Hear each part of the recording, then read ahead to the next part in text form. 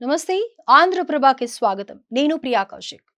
Pahalgam terror attack తర్వాత పాకిస్తాన్లో ప్రకంపనలు కొనసాగుతూనే ఉన్నాయి. ఎవరో ఒకరు వారి దేశం పైన మాటల బాంబులు విసురుతున్నారు.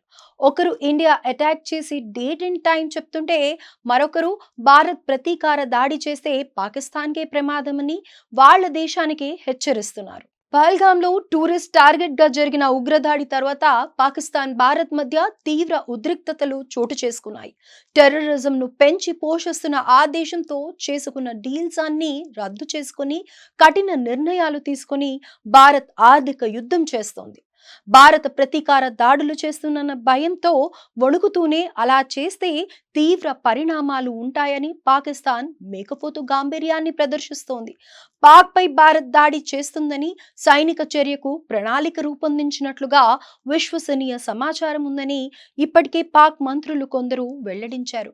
ఇప్పుడు ఏకంగా పాక్ మాజీ దౌత్యవేత్త అబ్దుల్ బాసత్ ఇండియా అటాక్ చేసే డేట్స్ ను సైతం చెప్పడం సంచలనం సృష్టిస్తోంది.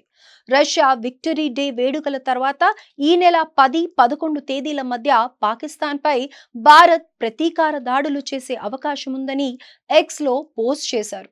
ప్రస్తుతం బాసిత్ చేసిన ట్వీట్ వైరల్ గా మారింది. ఉగ్రదాడి తర్వాత ప్రపంచ దేశాల నుంచి ఇండియాకు వస్తున్న సపోర్ట్ ను పాకిస్తాన్ ఓర్వలేకపోతోంది.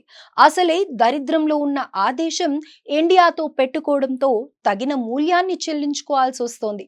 అయితే ఇది ట్రైలర్ మాత్రమే. జస్ట్ కొన్ని కఠిన నిర్ణయాలు ఇండియా తీసుకోవడంతో పాకిస్తాన్ ఫైనాన్షియల్ సిచ్యుయేషన్ దారుణంగా తయారైంది. త్రివిధ దళాల అధిపతులతో ప్రధాని నరేంద్ర మోదీ వరుస భేటీలు నిర్వహించడంతో పాక్ పై భారత్ ప్రతీకార దాడి చేస్తుందనే ఊహాగానాలు మరింత పెరిగిపోతున్నాయి. ఈ నేపథ్యంలో పాక్ డిఫెన్స్ మినిస్టర్ ఖ్వాజా ఆసిఫ్ మరింతగా రెచ్చగొట్టే వ్యాఖ్యలు చేశారు. పాకిస్తాన్ పై భారత్ దాడి చేస్తే ప్రపంచంలో ప్రాణాలతో ఎవరూ మిగిలి ఉండరని రెచ్చిపోయారు. ఒకవేళ పాక్ అస్తిత్వం ప్రమాదంలో పడితే తాము ప్రాణాలతో ఉండమని, మరెవరూ కూడా ప్రాణాలతో మిగలరని చెప్పుకొచ్చారు. అంటే ప్రపంచ వినాశనమేనట. అది చూద్దాం. పాకిస్తాన్ మంత్రులు ఎన్నిసార్లు రెచ్చగొట్టే వ్యాఖ్యలు చేసినా భారత్ తన పని తాను చేసుకుంటూ పోతుంది. సింధు నదీ జలాల ఒప్పందం నిలిపివేత వంటి పలు నిర్ణయాలు తీసుకున్న భారత్ అత్యవసర సమయాల్లో పౌరుల్ని సమాయత్తం చేయాలన్న లక్ష్యంతో రాష్ట్రాల్లో మాక్ డ్రిల్స్ కు సిద్ధమైంది.